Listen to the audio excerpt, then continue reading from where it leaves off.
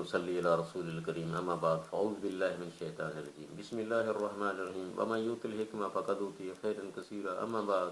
عزیز دوستو، السلام علیکم ورحمۃ اللہ وبرکاتہ۔ آج میں آپ کی خدمت میں ایک ایسی مرض جس سے بے شمار لوگ متاثر نظر آتے ہیں اور پریشان حال، یورک ایسڈ جس کا طبی نام سودا ہے، میں تھوڑا سا آپ کی خدمت میں اس کا تعارف پیش کرنا چاہتا ہوں۔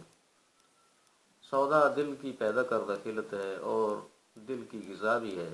ہمارے جسم کی جو حرکتیں ہیں، یعنی چلنا پھرنا، اٹھنا بیٹھنا، باتیں کرنا، پلکوں کا جھپکنا، پھیپھڑوں کی حرکت، یہ تمام حرکات جو ہیں یہ سودا ہی کی مرہون منت ہیں۔ اگر ہمارے جسم میں سے سودا کو خارج کر دیا جائے یا یہ کم ہو جائے تو ہم چلنا پھرنا تو بہت دور کی بات، ہم بات تک نہیں کر سکتے، زبان کو حرکت تک بھی نہیں دے سکتے۔ یہ انتہائی جسم کی ضرورت ہے، اہم ترین ضرورت، اور اس کی زیادتی جو ہے جب تک یہ اعتدال پر ہوتی ہے تو انسان نارمل اور صحت مند زندگی گزارتا ہے۔ جب اس کے اندر کمی آ جائے یا بیشی ہو جائے تو پھر یہ مرض میں شمار کیا جاتا ہے۔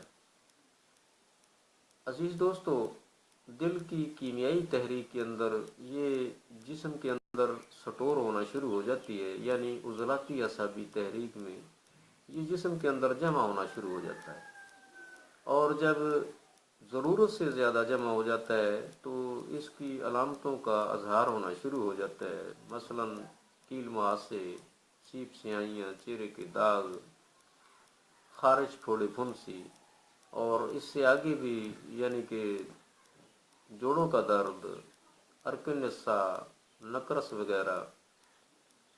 تو یرکان بھی اسی کی وجہ سے ہو جاتا ہے، کالا یرکان، استسقا، پیٹ میں جو پانی پڑ جاتا ہے وہ اس کی وجہ سے بھی ہو سکتا ہے۔ اس سے آگے کینسر بھی ہو سکتا ہے، مگر وجہ ایک ہی ہوگی، سودا۔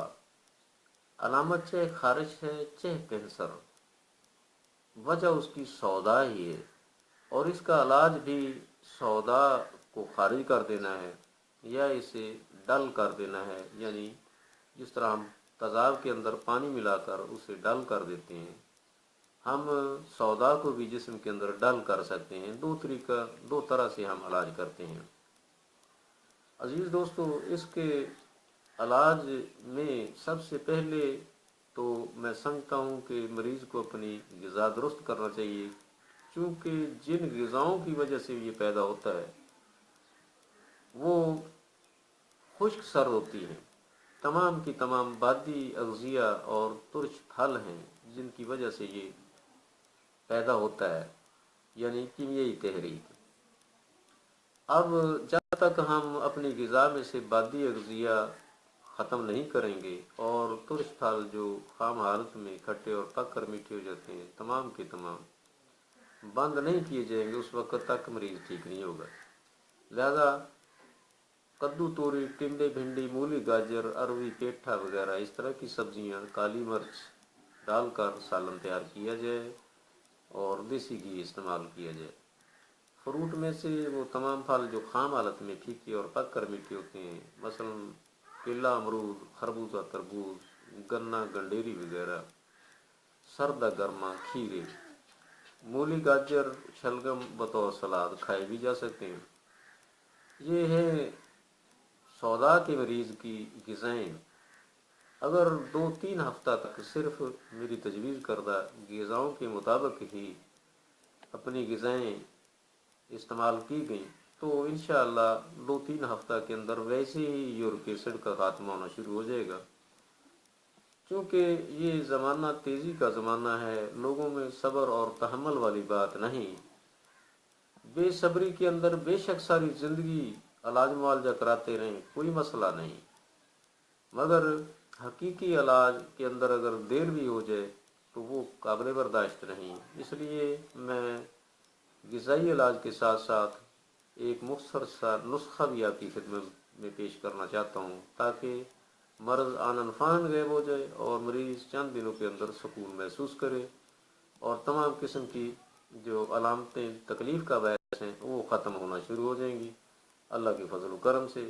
تو عزیز دوستوں، میں آپ کو نسخہ بتا دیتا ہوں۔ سرنجہ شیریں 30 گرام، جلاپا 30 گرام اور سکمونیا 20 گرام، یہ تینوں ادویہ اسی تناسب سے لے کر خالص ادویہ ہونی چاہیے، باریک صفوف بنا کر 250 mg کے کیپسول بھر لیں۔ ایک کیپسول، 1 تا 2 کیپسول ہر 3 گھنٹہ کے وقفہ سے۔ شدید علامتوں کی صورت میں 2 کیپسول ہر 3 گھنٹہ کے وقفہ سے استعمال کرتے جائیں، اور خفیف ہلکی پھلکی علامتوں میں آپ ایک کیپسول روزانہ صبح دوپہر شام بھی استعمال کر سکتے ہیں۔ اگر زیادہ استعمال کی ضرورت ہو تو ڈبل کر سکتے ہیں، مگر پیٹ کے اندر اگر کوئی گڑبڑ وغیرہ محسوس ہو یا مریض کو اسہال آنا شروع ہو جائیں تو پھر ایک دن کے لیے یہ بند کر کے دوسرے دن صبح دوپہر شام یعنی 3 دفعہ استعمال کیجئے۔ اللہ کے فضل و کرم سے چند دن کے اندر مریض ٹھیک ہونا شروع ہو جائے گا، بے شک وہ کینسر کا ہی کیوں نہ ہو، مگر کینسر عضلاتی ہونا چاہیے۔ اعصابی کینسر کے لیے خطرناک ہے اور غدی کینسر بھی اس سے ٹھیک ہو سکتا ہے۔ عزیز دوستو، میں نے سادہ سا نسخہ جو آپ کی خدمت میں پیش کیا ہے، یہ معمولی سے لے کر انتہائی خطرناک علامتوں کا بہترین علاج ہے۔ آپ استعمال کریں اور مفاد اٹھائیں، اور اپنے دوستوں میں بھی اس کا تذکرہ کریں۔ اللہ کے فضل و کرم سے وہ آپ اس نسخے سے مایوس نہیں ہوں گے۔ دوستو، میری یہ معمولی سی کوشش اگر آپ کو پسند ہے تو میرے چینل کو سبسکرائب کریں اور میری ویڈیو کو اپنے دوستوں میں شیئر کریں تاکہ تمام دوست احباب آپ کے اس سے مفاد اٹھائیں، اور میری کمی بیشی اور میری اچھی بات پر آپ مجھے اپنے کمنٹس بھی نوازیں، میں آپ کا شکر گزار ہوں۔ لہذا آئندہ ویڈیو تک کے لیے اللہ حافظ، السلام علیکم ورحمۃ اللہ وبرکاتہ۔